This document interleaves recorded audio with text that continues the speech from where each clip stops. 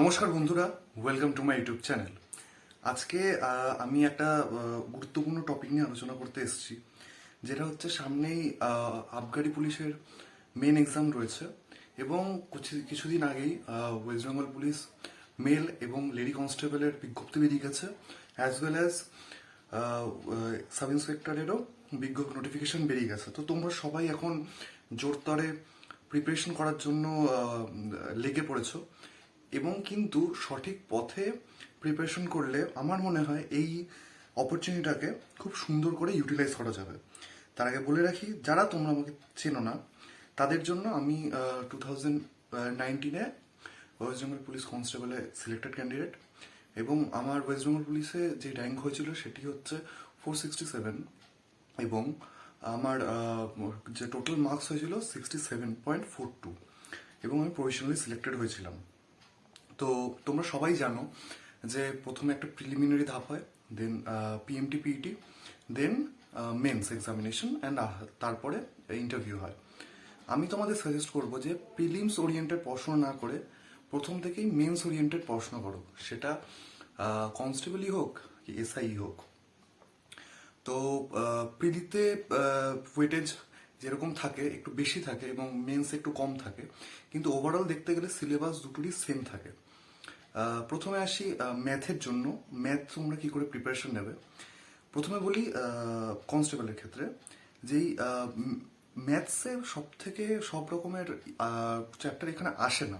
যেই চ্যাপ্টারগুলো আসে সেই চ্যাপ্টারগুলো তোমরা একটু নোট ডাউন করে রাখো। টাইম অ্যান্ড ওয়ার্ক, যেখানে নল চৌবাচ্চার অঙ্ক রয়েছে, মানে pipes and systems. Time and distance, যেখানে ট্রেন রয়েছে, নৌকোর স্রোতের অঙ্ক রয়েছে। রেশিও অ্যান্ড প্রপোর্শন, এখানে এজ ক্যালকুলেশন, যে গড়ের এজ ক্যালকুলেশন, দেন ক্রিকেটের, দেন বলের গড়, একজন ক্রিকেটার রান করতে এসছে সে তার গড়, সেই রিলেটেড কোশ্চেনগুলো আসে। Ratio proportion, profit and loss আসেই, LCM HCF, percentage, simple interest আসে শুধু কনস্টেবলের ক্ষেত্রে, কিন্তু এসআই এর ক্ষেত্রে কম্পাউন্ড ইন্টারেস্ট আসে। Average, age calculation, partnership, mensuration. এখানে বলে রাখি, মেনসুরেশনের ক্ষেত্রে সব পড়া দরকার নেই, শুধুমাত্র আয়তক্ষেত্র এবং বর্গক্ষেত্র কনস্টেবলের এক্সামে আসে। তো যখন তোমরা যে কোনো স্ট্যান্ডার্ড বুক তোমরা তুলে নাও। আমি আমি করতাম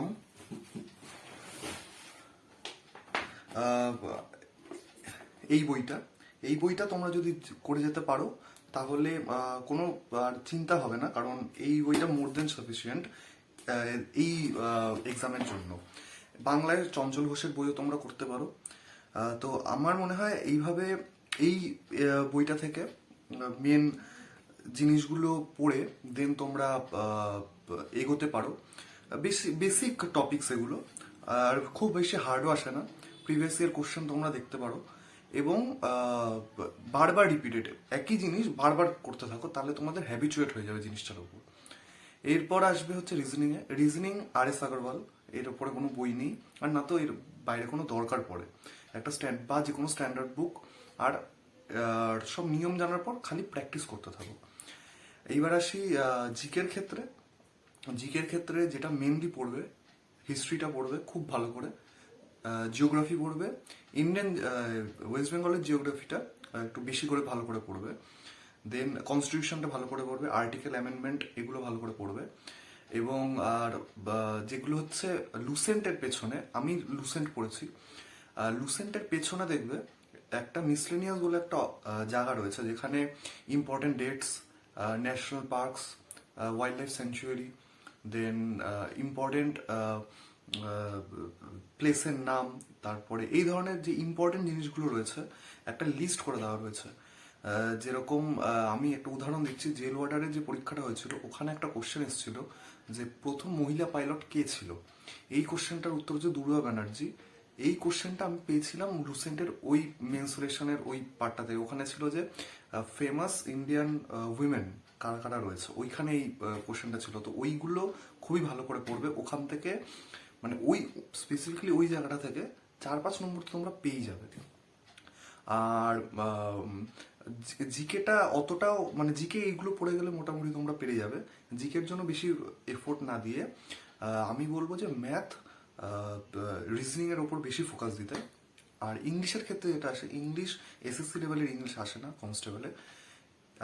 এখানে যেই ইংলিশটা আসে সেটা হচ্ছে স্পেলিং খুব ভালো করে পড়বে, প্রোভার্ব খুব ভালো করে পড়বে, narration, voice change, synonym antonyms এবং ওয়ান ওয়ার্ড সাবস্টিটিউশন। দেন মোটামুটি এই জিনিসগুলো যদি পড়ে যাও, ওভারঅল একটা তুমি ভালো স্কোর করে আসতে পারবে। কারণ আমি যখন পরীক্ষায় দেখেছিলাম জানতাম না যে প্রোভার্ব আসে, আমি প্রিভিয়াস ইয়ার দেখে যাইনি। আর প্রিভিয়াস ইয়ারের আমি সম্পর্কে তোমাদের একটা প্রিভিয়াস ইয়ার কতটা ইম্পর্টেন্ট সেটা তোমাদের বলতে চাই।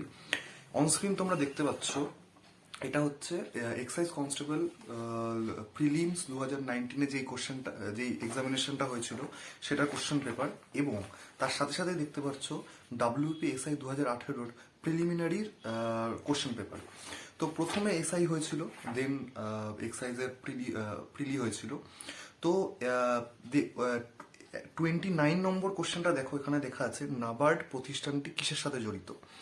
তো এইখানে যেগুলো রয়েছে নাবার্ড, ঠিক আছে, এই টার্মটা পুরো সেম জিনিস এক্সাইজ কনস্টেবলের কোশ্চেনে কি দেখেছে। 24 নম্বর কোশ্চেনটা দেখো, নাবার্ডিজম। মানে আমি তোমাদের সাথে শুধু এটাই বলতে চাইছি যে তোমরা যদি প্রিভিয়াস ইয়ার কোশ্চেন করে যাও, এটা 100% শিওর সেখান থেকে 3 থেকে 4 নম্বর তুমি ইজিলি পেরে যাবে। নাবারটা নিয়ে এখানে কোনো মানে মেন ইস্যু নয়। তোমাদের জিনিসটা ধরানোর আমার এইটাই এই ব্যাপার যে প্রিভিয়াস ইয়ার কোশ্চেন যদি তুমি করে যাও সেখানে 3 থেকে 4 নম্বর পেরে যাবে।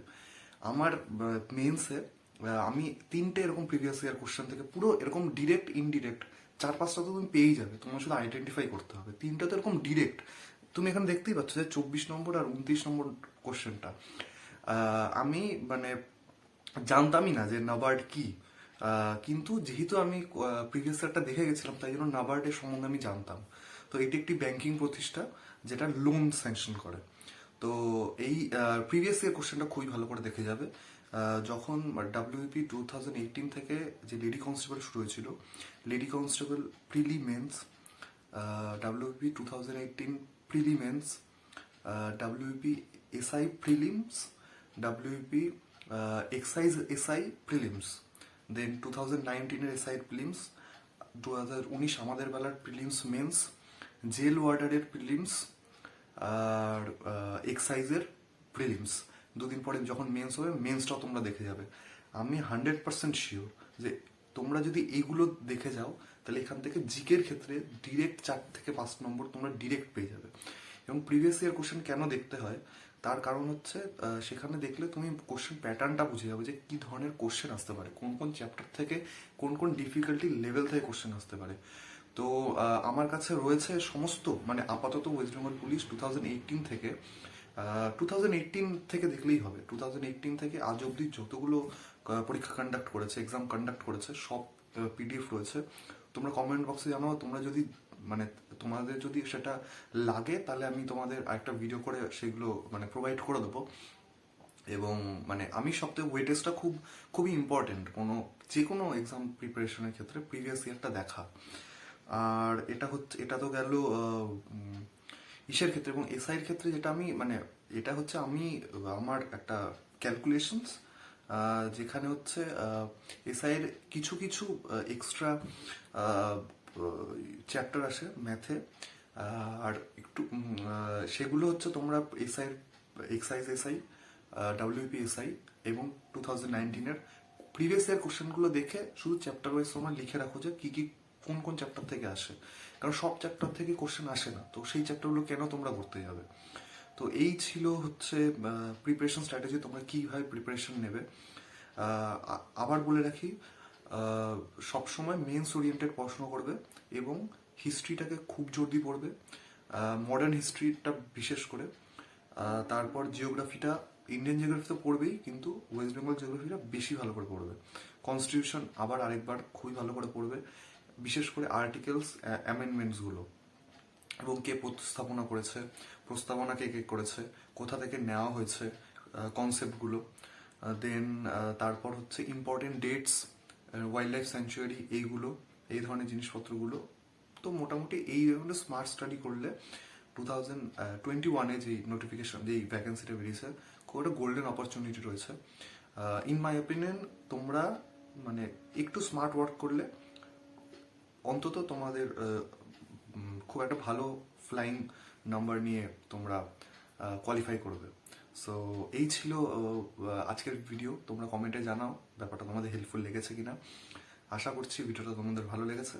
দেখা হচ্ছে তোমাদের সাথে পরের ভিডিওতে।